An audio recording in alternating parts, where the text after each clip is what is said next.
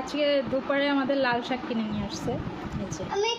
এটা খাওয়ার লোকের অভাব নেই, কিন্তু বাসার লোক খুঁজে পাচ্ছি না।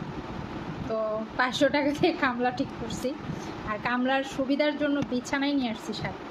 এই যে দেখেন, বিছানায় শাক নিয়ে এসে বাঁচতেছি। কামলাকে এই পরিমাণ সুবিধা দিচ্ছি, তারপরেও শাক বেছে দেবে না। আর আমার হচ্ছে গিয়ে শাক বলেন আর বেশি আমার কাজের অস্ত্রপাতি না থাকলে কাজ করতে পারি। চুল ঠিকঠাক কাজ করো, নাহলে কিন্তু। আর কেচি নাই, আমি কেচি দিয়ে শাকটা খুব ভালো কাজ কাটতে পারি, তো কেচিটা ভেঙে গেছে, এই জন্য হচ্ছে এটা শাস্তি।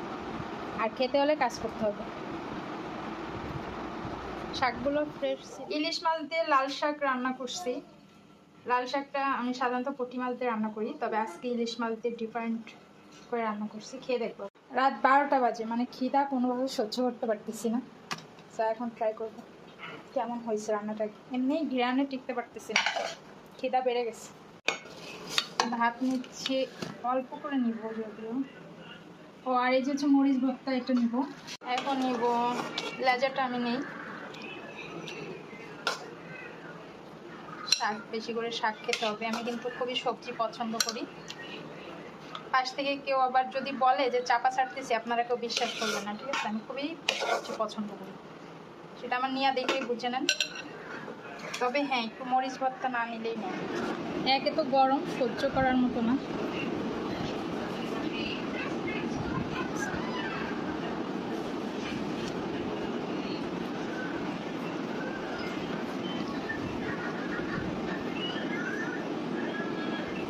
ঝাল ঝাল।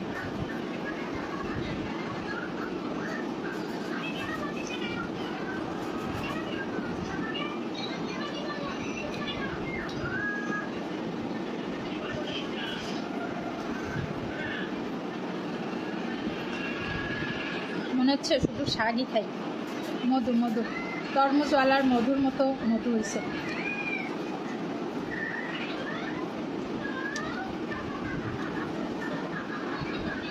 অনেক ঝাল লাগছে, আর খাওয়াটা শেষ। ঝাল লাগার কারণ হচ্ছে আমি শুকনো মরিচের ভর্তা খেয়েছি। আর খাওয়া শেষ, এখন হচ্ছে গিয়ে আবার ভিডিওতে আসার কারণ হচ্ছে এখানে একজনে ক্রেডিট দিতে ভুলে গেছি। আবার ক্রেডিট না দিলে আমার চাকরি থাকবে না। আমি যে বাসায় কাজ করি, ওই সাহেব কিন্তু আজকে লাল শাক বেছে দিছে, এই জন্য এত মজা হয়েছে না। বেছে দিচ্ছে, আবার বাজার থেকে ভালো দেখে লাল শাক কিনে নিয়ে আসছে, সো এই জন্য কিন্তু অনেক মজা হয়েছে। ক্রেডিট না দিলে আবার আমি চাচ্ছি যে তাকে ক্রেডিট দিয়ে কোনোভাবে যদি বেতনটা বাড়ানো যায়। বুঝতেই পারতেছেন, খুবই অভাবে আছি, কিন্তু কোনোভাবেই সে বেতন বাড়াচ্ছে না, বকশিসও দিচ্ছে না, গিফটও দিচ্ছে না।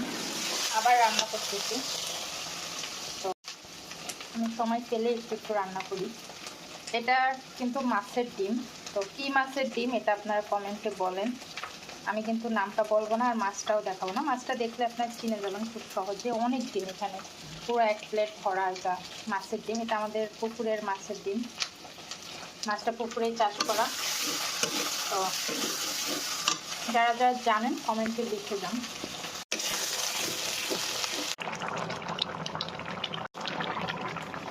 রান্নাটা প্রায় কমপ্লিট।